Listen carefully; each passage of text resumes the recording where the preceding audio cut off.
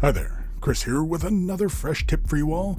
In this video we're going to have a bit of fun and we're going to paint up a murder squirrel. This is the little squirrel that is on the base of Yndrasta from the Age of Sigmar Dominion box set. It's a little squirrel on a tree trunk, so I figured I'd have a little bit of fun. Jacaro Orange is going to be our first color. We're going to slap a little bit onto the palette. We're going to use some Lamian Medium to thin this out. Just a single drop will do, as this detail is quite small, so it's not going to require a whole lot of paint and a whole lot of thinner. And so very carefully here, we are simply going to pick out where we can see the squirrel details. Now, mind you, I had initially left the tree trunk separate from the stonework of the base, and with the intention of initially painting this guy before obviously attaching it, but we didn't do that, so here we are.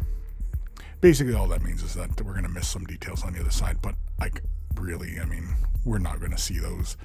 After 2 layers, we're going to come in with some Rakarth flesh, just basically slap that onto the palette, just a generous amount of water in the bristles just to thin the color out. And basically we are going to pick out the little murder squirrel's skull and also his little spinal cord that runs up. Initially I was is he like an undead thing, or is this like some sort of monster demon? I have no idea. So I thought, let's have some fun. So basically after about 2 layers, we're going to jump into some Gryph-hound Orange. This is Citadel Contrast. We're going to use just a little bit onto the palette here. I'm going to take a generous amount of water to thin the color out. We could just as easily use medium here, but really what I'm doing with this color is just thinning it out into a thin glaze, just so I can change the value and the saturation of the overall base coat of the orange without shifting it too far. I'm concentrating most of the brush strokes towards the spinal area, as well as drawing the color up through the limbs. And on the tail, I'm bringing it closer to the base of the tail, leaving the tip of the tail a little bit brighter. Set it aside, give it a moment to dry, and then we're going to come back in with just a little bit more Gryph-hound Orange to deepen up that color, get some really nice transition occurring, and again, having a bit of fun. Now, for everybody else out there, I doubt you're going to spend this much time on just a little squirrel, but it was such a fun little detail that I kind of had to give it its own little attention, as it's just a very interesting looking little thing to have on the base. Snakebite Leather with some Citadel Contrast Medium. This is Snakebite Leather. This is the contrast paint. We're just going to put a drop onto our palette. We're going to take a generous amount into our brush. The brush I'm using there is a Citadel Shade Wash brush, in case anybody is curious. Thin it down, just a little bit of water as well, just to help take it a little bit thinner here. And we're trying to concentrate most of this towards the spine, the bones on the skull, and the spine itself, as well as the deeper color towards the base of the tail and on the main body of the fur closest to the spine. Basically, I'm painting this guy up like a red squirrel. That is the inspiration for this overall effect that we're going for here. Next, we're going to jump over to some Ushabti bone.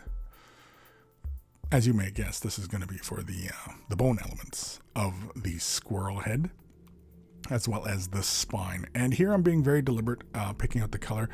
With the Rakarth flesh, I could have easily come back in with Rakarth flesh just to pick out some of these high points and then come in with the Ushabti bone. But because the detail is so small, I am trying to be very deliberate and careful where I'm applying the highlights. And so some of the work will be done off camera, just because it's easier on my eyeballs. Back to Jacaro Orange. We're going to throw a little bit into the remainder of the Ushabti bone. We're going to throw a drop of Lamian Medium into it, and here we are basically laying out the highlight colors on the tail as well as the extremities. And I do believe I also hit the belly with this. Just a little bit of the belly. A little bit of the belly is exposed, so I figured, well, because all the pictures of red squirrels I was seeing, they all have like a really bright belly to them, and so I figured I'd try to incorporate that. Screamer Pink, slap a little bit onto my palette. Really, I don't need that much. I probably could have just dipped it from the bottle, but whatever. And this is just for the little tongue that's sticking out. Why he would have a skull head and a flesh tongue, I have no idea. Evil Sun Scarlet is next. This is for the eyeball. I did this off camera just because it was a little bit too tricky just to try and demonstrate it on camera. but I mean, I think I've demonstrated eyeballs a few times. I'm going back to the Jakara orange, thinned it out with just a little bit of water, just the dampness, and just glazing up some of the muscle groups. So on the thigh, on the limbs, basically drawing some of the color towards the ends of the hands. Just trying to pick out some of these little definitions and help out some of the color transitions between the previous mixture of the Ushabti bone and the Jakara orange. And again, it was just to help with those small transitions in there.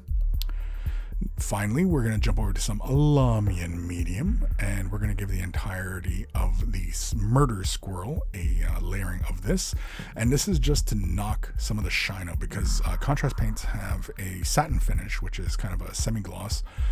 And so we basically just want to take care of that, knock that out. And then here you can see the final result of our little murder squirrel. This was a fun one. Did this really need a video? Probably not, but I think it was a lot of fun just taking care of this little guy. And this model, I think, is finally finished. Big thank you to you all.